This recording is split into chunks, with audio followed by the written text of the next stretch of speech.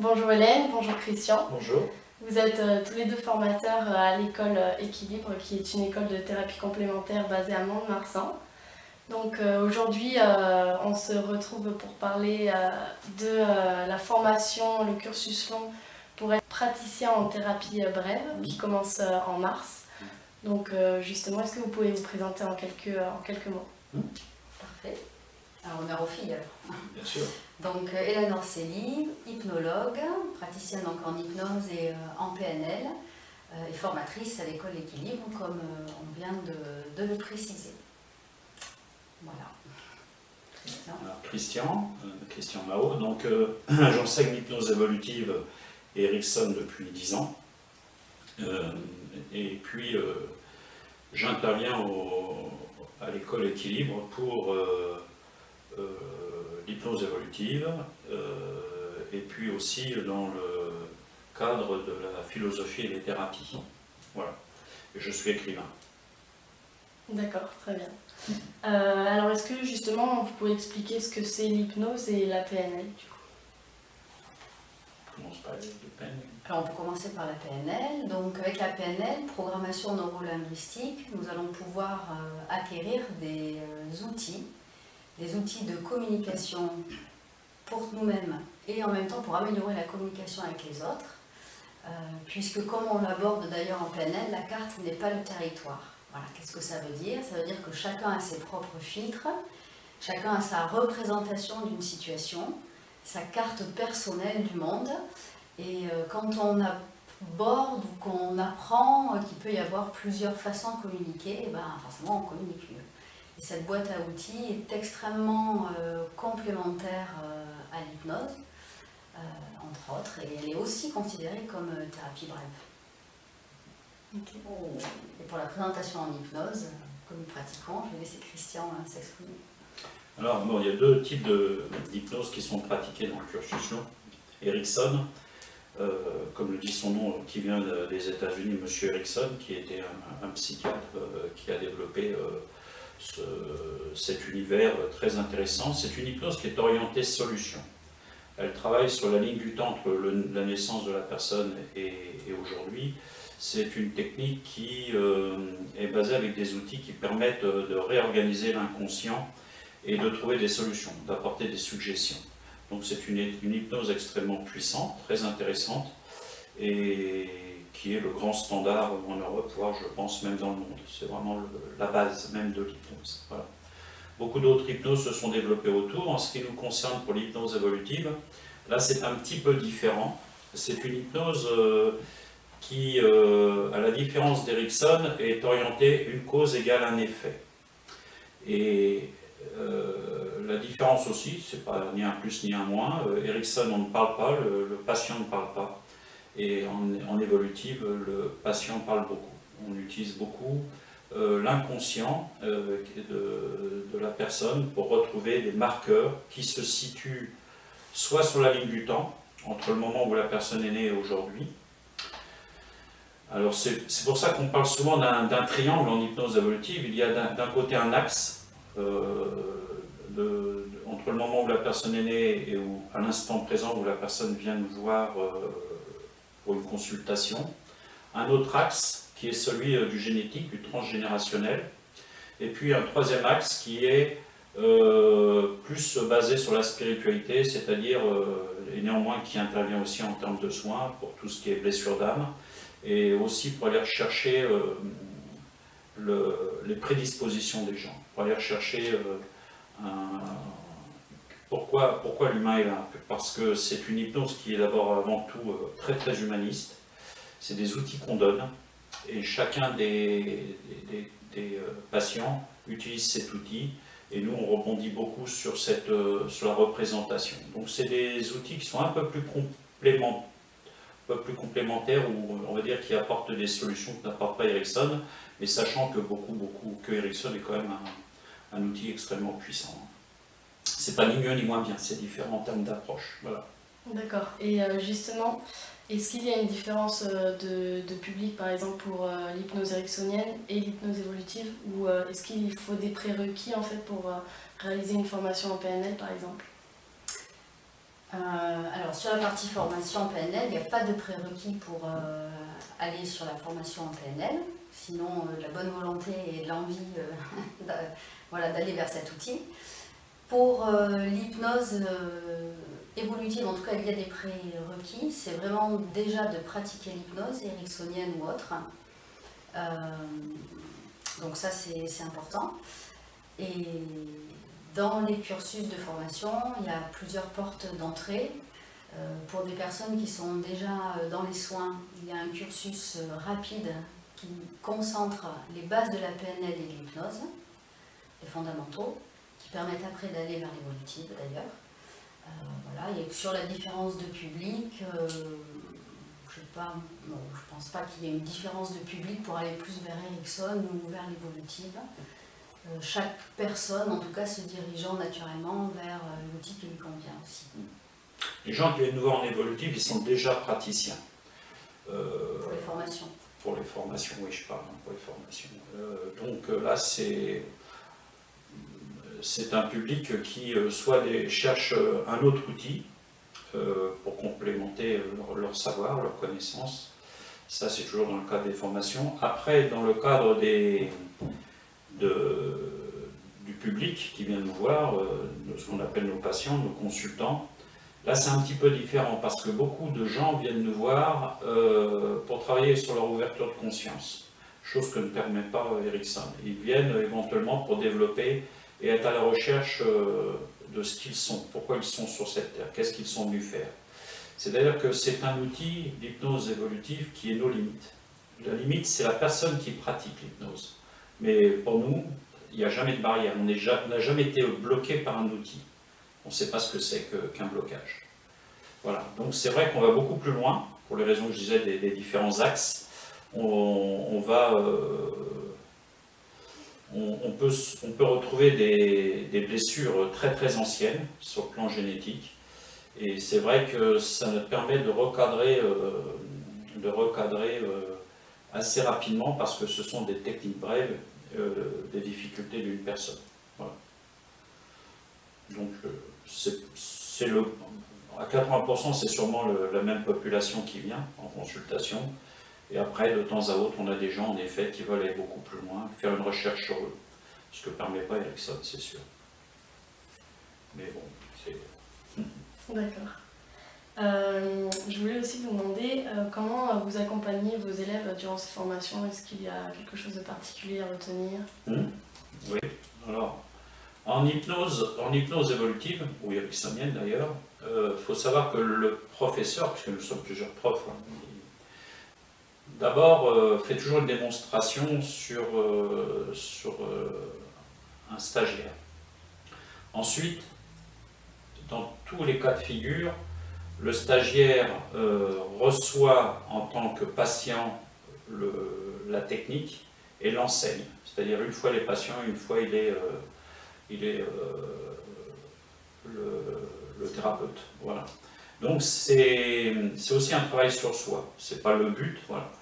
En hypnose évolutive, que ce soit Erickson ou évolutive, les deux concepts sont les mêmes. Hein, les deux approches sont les mêmes. Après, en hypnose évolutive, il y a une grosse démarche philosophique. Parce que quand on travaille sur l'âme, quand on travaille sur le génétique, il y a un minimum à savoir, un minimum à connaître pour le futur thérapeute, à savoir quand même un minimum de connaissances sur l'ADN, l'ARN, un minimum de connaissances sur la philosophie, entre autres Jung. Donc il y a une approche qui est extrêmement philosophique. D'ailleurs, les cours sont 50% philosophiques et scientifiques, puisqu'intervient Florence Pousset, qui est docteur en sciences, sur un module de 4 heures en hypnose évolutive, et qui parle en effet du génétique au sens noble du terme, et de l'ADN, ADN, ARN. Voilà. Donc c'est vrai qu'il y a une démarche un peu plus poussée. Il y a moins de techniques qu'Erickson. Erickson, il y a une vingtaine de techniques. Hypnose évolutive, il y en a beaucoup moins, mais c'est pas plus compliqué d'ailleurs, c'est même peut-être un peu plus simple, avec une particularité en hypnose évolutive, c'est qu'on se fait entourer de guides d'une entité positive avec qui on travaille. C'est-à-dire que beaucoup de techniques se font à 3. Notre patient, là je ne parle plus d'élèves, je parle dans le cadre de patients, Nous, en tant que thérapeutes qui tenons la personne, du pourquoi la personne est venue nous voir, et puis l'entité qui nous accompagne. C'est toujours positif. Moi, personnellement, je fais des régressions depuis 2002. Il n'y a jamais d'incident, il n'y a jamais, c'est toujours très... voilà. Et on apprend beaucoup quand on revient donc pour nos thérapeutes, nos futurs thérapeutes, on leur apprend à se défaire de toutes les choses négatives qui peuvent venir nous gêner, nous déranger, ce qui peut arriver. Voilà. Je ne sais pas si ça répond à ta question. Oui, parfait. Ok. Qu'est-ce que peut apporter cette formation, que ce soit sur le plan professionnel comme personnel? Donc la formation sur le cursus long des thérapies brèves peut vraiment d'abord permettre à des personnes qui ont envie d'accompagner, de devenir accompagnateur, d'accompagner quelqu'un vers son mieux-être, hein, voilà, en passant essentiellement par l'hypnose, la PNL, pour pouvoir permettre d'aller remodifier des comportements, recontacter sa valeur. C'est vraiment sur l'évolution de l'être. Et c'est vraiment des soins qui sont dirigés vers cette évolution, vers ce mieux-être. Ensuite, l'outil est fait aussi pour pouvoir l'utiliser de manière à... je perds le fil. Alors, les outils, de toute façon, que ce soit en PNL ou en hypnose, déjà, accompagnent parfaitement. Il y a que ce soit pour les patients, ce sont des outils, extrêmement respectueux. Ça, c'est ça qui est extrêmement intéressant. C'est que, peu importe pour les raisons que les gens viennent nous voir, il y a toujours une solution, mais une solution qui s'accompagne dans une forme de douceur. Dans tout, que ce soit en PNL ou en hypnose, au départ, il y a une anamnèse, c'est-à-dire on prend le dossier, et puis on décortique suffisamment ce que recherche la personne. Et ensuite, on fait un choix dans les techniques. 20 techniques en Erickson, une dizaine en hypnose évolutive. Et en PNL, il y a aussi beaucoup de techniques qui sont complémentaires. On peut marier les deux. On peut marier, les gens qui ont fait la PNL et l'Erickson peuvent marier deux. Et on peut marier...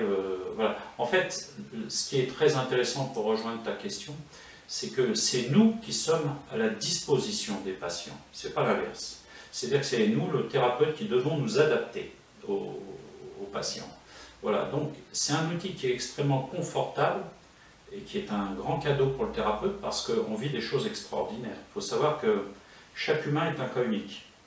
Et comme chacun est cas unique, pour nous, thérapeutes, on est obligé de s'adapter. On n'a aucune possibilité pour avoir une connaissance de l'humain au sens noble du terme. Et c'est ce qui est très intéressant, quels que soient les outils, c'est que le patient, quand il vient, le consultant trouvera toujours une solution. Et d'ailleurs, il faut ajouter une chose, c'est que souvent, la technique est puissante, elle est intéressante, mais souvent, les choses se règlent aussi, et c'est là l'avantage de la PNL, par une discussion, des suggestions, une autre façon de voir. Hein. Ce qu'il faut bien comprendre, et c'est peut-être même le plus important, que ce soit en PNL ou en hypnose, c'est que c'est un jeu entre le conscient et l'inconscient. L'inconscient, c'est un meuble avec des milliers de tiroirs, et il faut qu'on rentre dans le bon tiroir. À partir de là, on déroule. Parfois, l'inconscient s'en va sur l'ADN, parfois, il retourne sur ailleurs. C'est l'inconscient qui dirige tout. C'est pour ça que le plus important, c'est que nous soyons à la disposition du patient. C'est pour ça que c'est des outils qui donnent relativement de très très bons résultats. Voilà. C'est vrai que la PNL va quand même, c'est très important, de permettre, par le jeu de questions, de mieux appréhender et comprendre la problématique du patient, de la personne qui vient consulter. Et c'est primordial, d'abord pour pouvoir mieux le guider derrière et bien définir là où il veut aller. Et ça permet également de se défaire en tant qu'accompagnateur, juste ce qu'on disait il y a quelques minutes, de nos propres filtres. Parce que ce qui va compter, c'est la manière dont la personne voit les choses. Et après, par ce jeu de dialogue, peut commencer effectivement à changer d'angle de vue et poser là où il a envie d'aller. Et ça, c'est essentiel en fait à toute technique d'hypnose. Après, l'autre chose, alors là on parlait des patients, côté thérapeute, il faut savoir que Bon, c'est ma petite ouverture personnelle. Beaucoup de thérapeutes ne travaillent pas sur eux. Beaucoup de thérapeutes veulent régler, ils le font avec beaucoup d'honnêteté, hein, c'est pas une question autre, mais en hypnose évolutive, on est obligé de travailler sur soi. C'est-à-dire qu'en plus de recevoir les cours, là je parle aux côtés des stagiaires, ils travaillent sur eux. D'ailleurs, le petit jeu qu'on a toujours quand on démarre un cours d'hypnose évolutive, c'est de leur dire prenez une photo de vous maintenant, on reprendra une photo à la fin. Il y a un travail qui est fait parce que c'est un travail en profondeur. Voilà. Et on impose un peu aux futurs thérapeutes, ils sont déjà thérapeutes, mais en futurs thérapeutes en hypnose évolutive, d'avoir une approche pour eux, déjà. Donc, que ce soit pour nos patients, l'outil est en effet très respectueux, et puis pour nos élèves, c'est ça qui est extrêmement intéressant, c'est qu'ils font un travail de fond. Voilà. C'est vrai en PNL et c'est vrai en Erickson. En Erickson, c'est totalement la même chose. Erickson est un outil extrêmement puissant.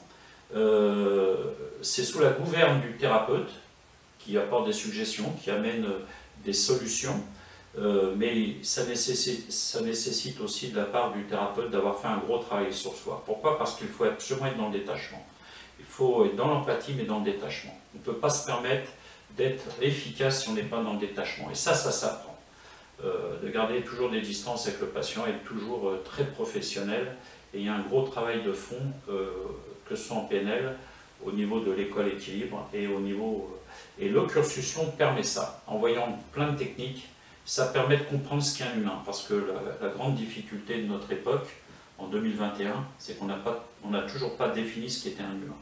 Un humain repose sur plein de paramètres, et c'est extrêmement important de comprendre ce qu'est un humain, avant de vouloir s'en occuper. Voilà. Ok. Et pour finir, j'ai une dernière question. Pour les personnes, par exemple, qui voudraient être thérapeutes ou praticiens, etc., est-ce que cette formation le permet, le cursus long? Ah bah oui. Ah oui, tout à fait. Ah oui, c'est d'ailleurs fait totalement pour ça. Oui. Oui. Ah bah, le cursus long, bien sûr, permet, d'autant que dans le cursus long, il y a aussi une approche qui permet aux gens de s'installer, pour ceux qui ne le sont pas, un accompagnement, on va appeler ça comme ça, avec un avocat et tout un tas de gens qui connaissent bien la législation. Il y a une approche, je crois même, il me semble, une approche financière. Quand je dis financière, c'est pour, pas d'aide de l'école équilibre, hein, mais une approche pour, mettons, permettre à quelqu'un de monter un plan de financement sur 3 ans pour présenter ça à la banque. Oui, c'est très très complet. C'est même ça, je crois, la force d'équilibre. Hein. Personnellement, je vois ça comme ça, enfin, c'est ce qui me passionne, c'est que quels que soient les cursus longs à équilibre, tous permettent d'avoir un outil complètement bien élaboré qui permet à chacune des personnes qui va s'installer ou qui a pour envie de s'installer, de reposer sur un support qui tient vraiment la route. Et puis les gens ne sont pas lâchés comme ça dans la nature, de toute façon, il y a des supervisions, il y a tout un tas de choses autour. Une école, c'est aussi un lieu où on se retrouve, hein. C'est un lieu qui existe, qui permet aux gens de savoir que quelque part ils ont une réponse par rapport à une difficulté ou autre. Non, non, c'est important que ce soit une approche globale. Ouais. Très très important. Ah bah, c'est parfait. Une précision peut-être sur, voilà, pour avoir plus d'informations sur l'hypnose à nouveau et les formations en cours. Il y a une conférence le lundi 27 septembre au Labadoc à Bordeaux-Bastide à 19h. Voilà, on interviendra tous les deux pour expliquer l'hypnose fondamentale, PNL et hypnose fondamentale, ainsi que l'hypnose évolutive. Voilà, donc là ça se passe sur, je crois, 2 heures, avec une approche un peu plus poussée sur tout ce qui est la philosophie, la démarche intellectuelle à avoir pour être un thérapeute, puisque en ce qui nous concerne, nous, on intervient du 1er janvier au 31 décembre, c'est notre métier, dans ces 3 départements que sont la PNL et les hypnoses. Voilà. D'accord, bah, c'est parfait, merci beaucoup. Merci. Hélène et Christian d'avoir pris ce temps pour répondre à mes questions. Merci. Merci.